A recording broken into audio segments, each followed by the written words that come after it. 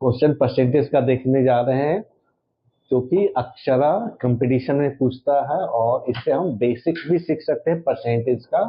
और ये बहुत अच्छा क्वेश्चन है, बहुत बार अलग अलग कंपटीशन में अलग अलग प्रतियोगी परीक्षा में पूछा जाता है ये परसेंटेज का सवाल। आइए देखते हैं कि ये कैसे बनता है। The reduction of price of sugar bye 20% enables a man to purchase 5 kg more sugar for rupees 400. Find the original price per kg of sugar. इस क्वेश्चन में क्या कर रहा है कि 20% से चीनी के मूल्य में कमी हो गया है ना। रिडक्शन मीन्स कमी होता है। तो चीनी के मूल्य में 20% की कमी से एक आदमी 5 केजी चीनी ज्यादा खरीद पाता है 400 रुपया में। पहले 400 रुपया में जितना चीनी खरीदता था ये मालूम नहीं है, लेकिन अब 20% घट गया दाम, 20% यानी 100 रुपया में 20 रुपया घट गया दाम, तो वो 400 रुपया में अगर पहले जाता तो जितना केजी खरीद सकता उससे 5 किलो ज्यादा खरीद सकता है। अब कब? जब 20% रिडक्शन हो गया यानी कम हो गया मूल्य चीनी का।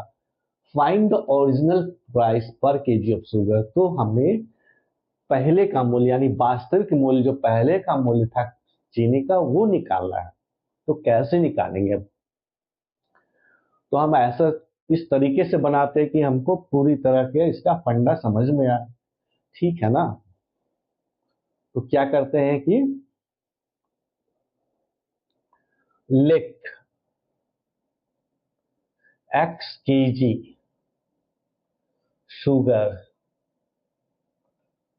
Sugar be purchased.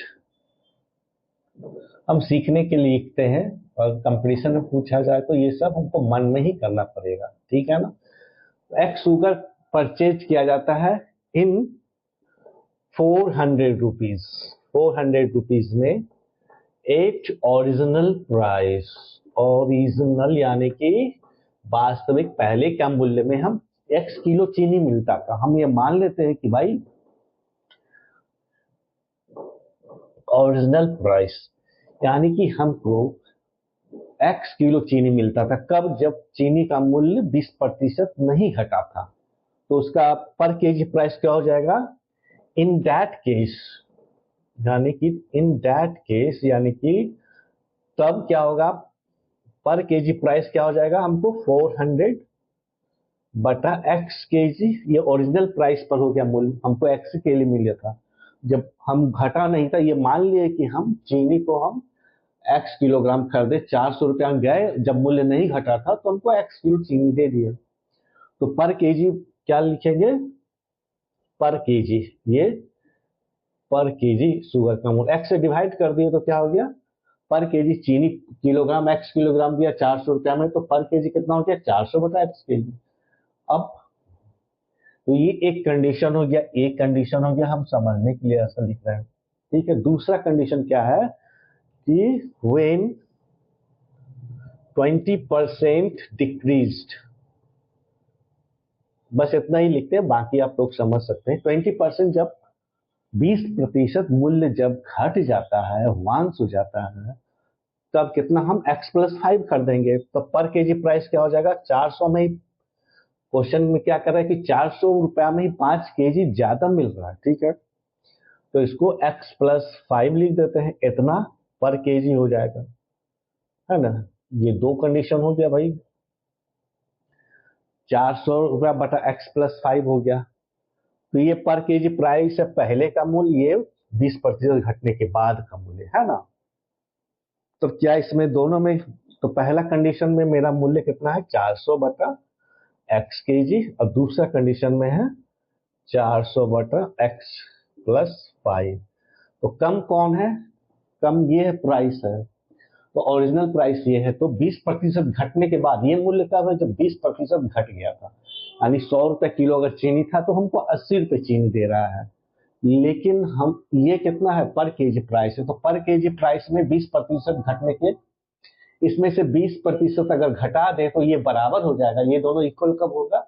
जब इस प्राइस में 20% घटा दे, है ना।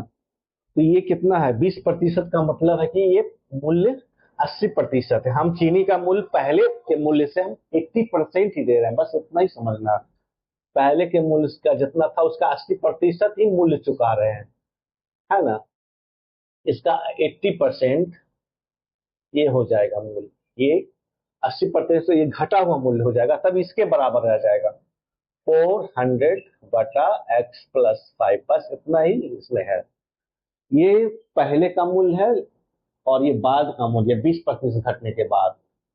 20% इसमें भी घटा देते तो इसके बराबर होगा। 20% कैसे घटाएंगे, तो 20% घटा सकते हैं हम, इसका 20% घटा देंगे तो हम डायरेक्ट 80% ले लेते हैं। हमको ऐसे बनाना चाहिए कि हम 20% घटा रहे हैं, यानी कि ओरिजिनल मूल्य का 20% घटाने का मतलब है कि जितना प्राइस था उसका केवल 80% ही दे रहे हैं, ये भी समझना चाहिए। तो जैसे 100 रुपए किलो चीनी दे रहा था तो हमको अब 80 रुपए चुकाना पड़ेगा, तो यानी कि 80%, यानी कि ओरिजिनल मूल्य का ये 80% है, 20% तो घट गया, तो ये बराबर हो जाएगा। अब इसको हल करना है, बस ये निकल गया मेरा 400 कट गया, है ना।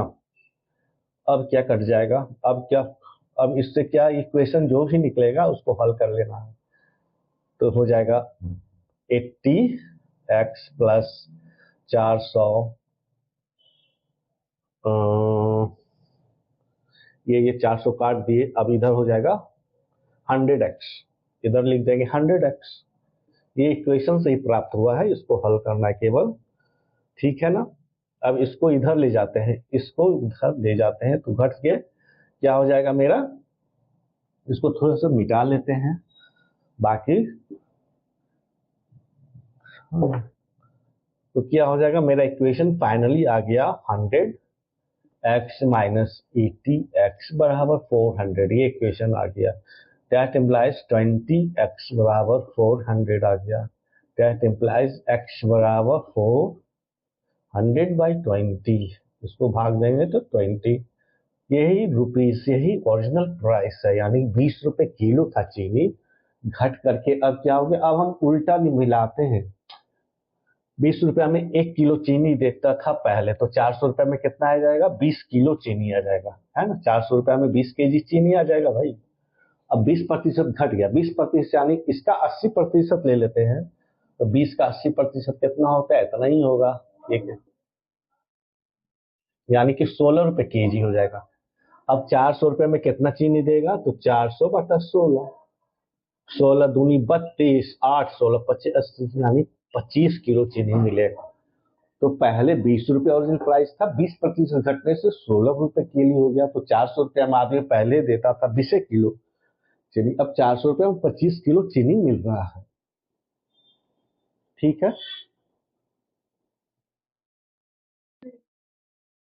एक और बहुत ही अच्छा सवाल है, if the price of petrol increases by 25% and Benson intends to spend only an additional 15% on petrol, by how much percent will he reduce the quantity of petrol purchased?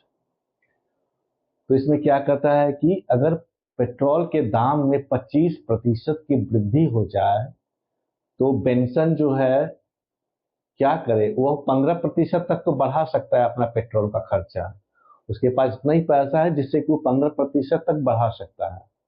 तो उसको पेट्रोल के क्वांटिटी कितना कम खरीदना चाहिए, कितना percent कम खरीदना चाहिए ताकि उसका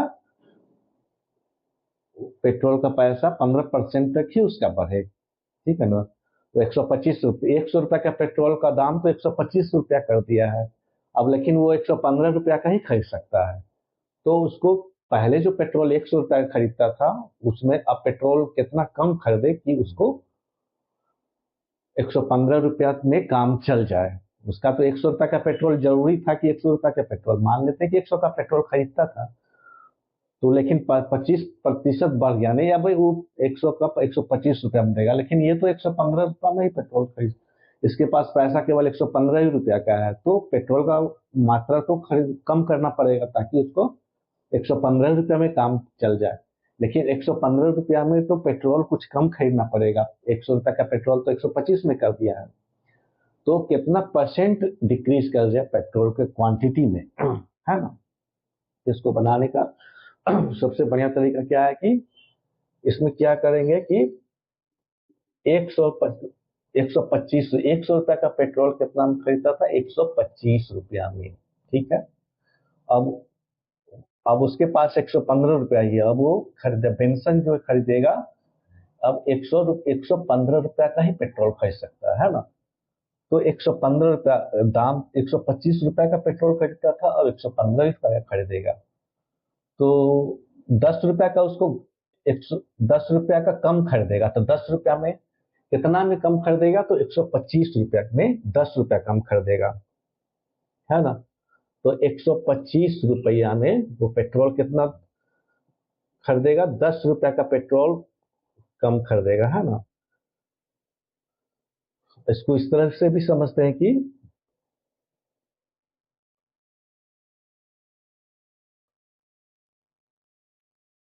125 रुपया का पेट्रोल खरीदता है वो, 125 में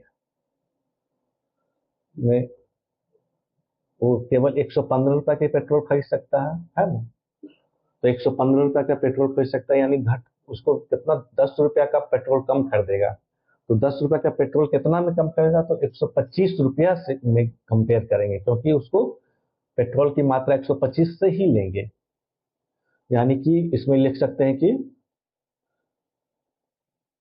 125 रुपया में 10 रुपया कम करेगा, है ना। 10 रुपया कम करेगा, चूंकि 115 रुपया भी खरीद सकता है। 125 रुपया के पेट्रोल में 125 रुपया जितना पेट्रोल खरीदता तो 125 में मिल रहा था, अब जो भी जितना लीटर मिले, अब 10 रुपया में कम करेगा, तो 100 रुपया में कितना रुपया कम करेगा, यही आंसर हो जाएगा।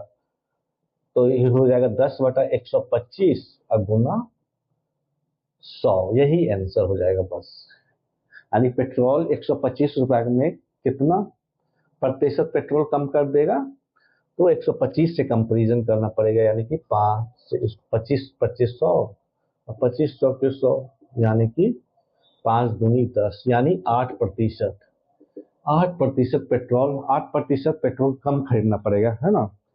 तो इस चीज को समझना है हमको कि 125 रुपया में जो पेट्रोल वो 125 रुपया में खरीदता है, अब 115 रुपया में खरीदेगा, तो 10 रुपया कम करता है। यानी पेट्रोल जो भी मात्रा मिले, या तो पेट्रोल की मात्रा से भी बना सकते हैं और ऐसे भी बना सकते हैं कि हम 125 रुपया में 10 रुपया का पेट्रोल कम कर दिए, तो 100 में कितना का पेट्रोल कम करेंगे, तो 8 रुपया का पेट्रोल कम कर देंगे, बस हो गया, मेरा आंसर ये हो जाएगा।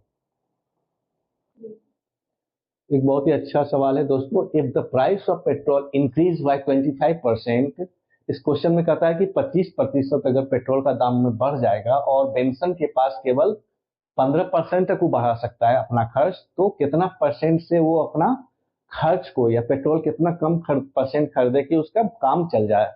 इसका मतलब है कि 125 रुपया में जितना पेट्रोल खरीदता था उसको 125 रुपया में खरीद सकता है अब, लेकिन उसके पास 115 ही रुपया। तो हम पैसा से ही चलते हैं, पेट्रोल की मात्रा से हमको नहीं चलना है, पैसा से ही चलते हैं, है ना। तो पहले तो इसमें क्या करता था, 125 रुपया का पेट्रोल अब हम उस खरीदता था पहले, बढ़े हुए दाम पर हम ले रहे हैं, तो अब 21 रुपया का उसके 100 रुपया का नहीं बल्कि 115 तक खरीद सकता है। यानी 10 रुपये का 10 रुपया का पेट्रोल कम खरीदेगा नया से, है ना। तो 125 में 10 रुपया का पेट्रोल कम खरीदता है। पेट्रोल ये समझने के लिए लिख रहे, पेट्रोल कम खरीदता है, ठीक है। तो 1 रुपया में 10/125 का पेट्रोल कम खरीदेगा, तो 100 रुपया में 10/125 गुना 100, यानी कि परसेंटेज निकालना है तो हम, क्योंकि 125 रुपया में 10 रुपया का पेट्रोल कम खरीद रहा है, इसलिए ऐसा किए कि जो पेट्रोल खरीदता था वो तो 125 रुपया में पड़ेगा, उसी पेट्रोल को 115 रुपया का ही, तो 125 के दाम से ही 115 रुपया में कितना पेट्रोल देगा, कितना परसेंट घट जाएगा, तो 10 इसको काट देंगे अब, 25 25 सौ 25 चौके 100, यानी कि 20/5 40/5, तो 8% पेट्रोल उसको कम खरीदना पड़ेगा।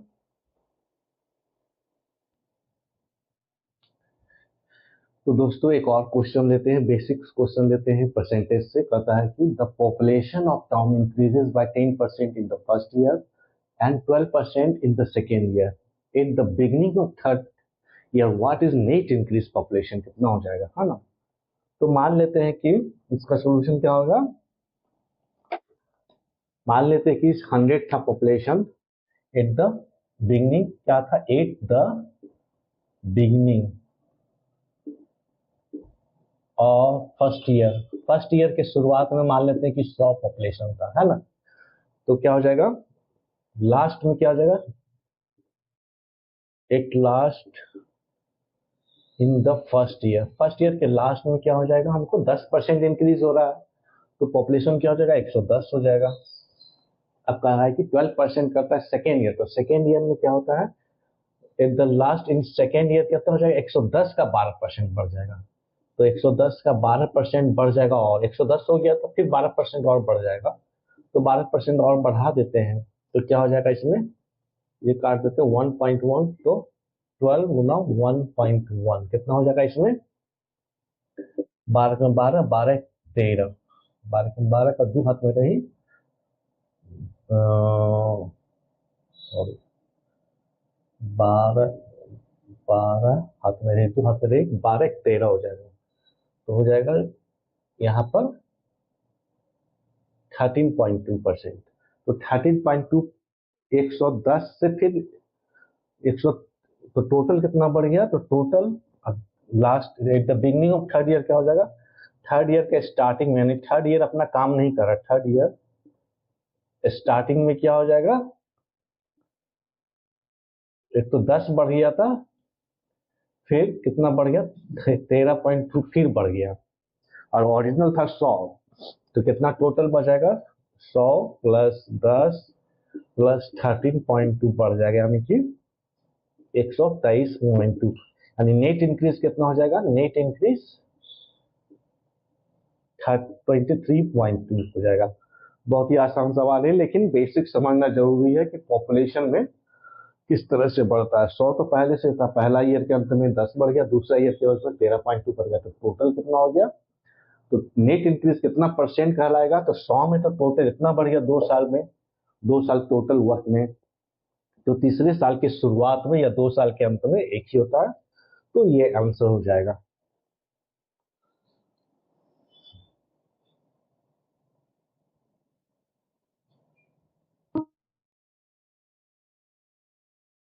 एक और बेसिक क्वेश्चन लेते हैं परसेंटेज का। The area of rectangle first increases by 10% and decreases by 15%, what was the net change in area. कहता है कि पहले एक चतुर्भुज का, रेक्टेंगल में क्या होता है, आयत, पहले एक आयत का 10% उसका क्षेत्रफल बढ़ा देते हैं, फिर 15% घटा देते हैं, तो नेट चेंज क्या हो जाएगा, है ना। तो कैसे बनेगा इसका, तो पहले एरिया एक कुछ भी रहा उसका 10%, मान लेते हैं 100 था एरिया, तो बाद में क्या हो जाएगा, 110 हो जाएगा, फिर घटा देता है 15% से घटाता है, तो जब घटाने के बारी आता है तो इसका इससे कंपेरिजन करते हैं, इससे तुलना करते हैं, यानी 110 का में 15% घटाता है, तो कितना घट जाएगा, तो 15% से घटा देता है, यानी 85% मेरे पास एरिया रह जाता है। 110 बढ़ा था लेकिन 15% घटाने पर मेरे पास बचता क्या है, 85% बचता है, तो 85% कितना हो जाएगा, ये काट देते हैं, 5 दूनी 10 और 17 पच्चे 85, तो हो जाएगा 11 गुना 8.5, इसको काट देंगे तो 8.5 हो जाएगा, तो 8.5 क्या हो जाएगा, 11 पच्चे 55, 11 अठे 88, 5 93, यानी कि 93 पॉइंट इतना बच जाएगा। एरिया 100 था पहले, तो 10% बढ़ाने फिर 15% घटाने पर मेरे पास बच गया 93.5 स्क्वायर mm, है ना, कुछ भी बच गया। तो 100 में कितना बच गया, 100 में कितना घट गया, पहले तो ओरिजिनल मेरे पास 100 था, तो इस चेंजिंग के प्रोसेस में मेरे पास 100 में से घटा देंगे तो कितना घट गया टोटल, तो 6.5, तो 6.5% डिक्रीज हो गया टोटल, है ना। 100 में तो इतना ही घट गया मेरे पास, तो टोटल डिक्रीज मेरे पास, रिजल्टिंग डिक्रीज जो होता है, पहले मेरे पास 100 था, इसलिए डिक्रीज हो गया 7 पॉइंट, डिक्रीज हो जाएगा, तो ये आंसर हो जाएगा।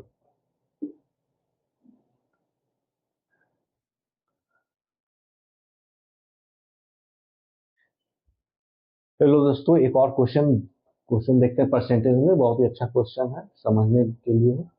The salary of a person decrease by 10% and increase by a certain percent if the net percent increase by 8%, what was second increase. इसमें क्या करता है कि एक पर्सन का जो भी सैलरी या दरमाहा रहता है, जो उसको वेतन मिलता है, उसमें 10% क्या किया जाता है, घटा दिया जाता है। और फिर कुछ परसेंट घटा दिया जाता है। कितना घटाया जाता है? कुछ परसेंट फिर बढ़ा दिया जाता है, इंक्रीज किया जाता है। पहले तो 10% डिक्रीज कर देंगे, घटा देंगे उसके सैलरी में, फिर इतना बढ़ा देंगे, कितना बढ़ा देंगे कि उसका टोटल इंक्रीज 8% हो जाए, यानी कि फाइनली उसको 8% का फायदा हो जाए। तो जबकि पहला बार उसका 10% घटा दिया, दूसरा बार कितना परसेंट सर्टेन इंक्रीज से बढ़ाया जाता है, वो बताना है कि कितना परसेंट से बढ़ा दे ताकि नेट प्रॉफिट उसको 8% का हो जाए सैलरी में, है ना। तो कैसे बनेगा इसका? तो लेट सैलरी मान लेते हैं 100 रुपयाज है ना। तो 10% डिक्रीज करेगा तो 10% डिक्रीज से घटाने पर क्या हो जाएगा, सैलरी 90 रुपया हो जाएगा हमको। लेकिन 8% उसको सेकेंड इंक्रीज करता है, कितना पता नहीं, सेकेंड इंक्रीज होता है, लेकिन हमको पता है कि 8% का टोटल फायदा होता है, यानी कि टोटल उसका सैलरी 108 रुपया फाइनली होता है। तो उसका एक्चुअल में घटाने पर 90 रुपया हो गया था। अब 90 से 108 रुपया हो गया, यानी कि सेकेंड में कितना परसेंट बढ़ा दिया। तो 90 से 108 करने में कितना रुपया बढ़ा? 18 रुपया बढ़ा। तो 18 रुपया किस में बढ़ा? 90 रुपया में। तो 18 रुपया 90 रुपया में बढ़ गया, तो 100 रुपया में कितना? यही आंसर हो जाएगा, 18×5=90, 5×2=10, यानी 20% का फायदा हो गया। ये समझ में आया? उसका नेट सैलरी 100 रुपया था, 10% घटा दिया, लेकिन उस सेकेंड इंक्रीज में इतना बढ़ा दिया कि उसका 108 रुपया सैलरी हो गया। तो नेट इंक्रीज दूसरा में 90 रुपया में बढ़ाया गया, तो 90 रुपया में 18 रुपया, यानी कि 100 रुपया में 20 रुपया, यानी 20% का हो गया।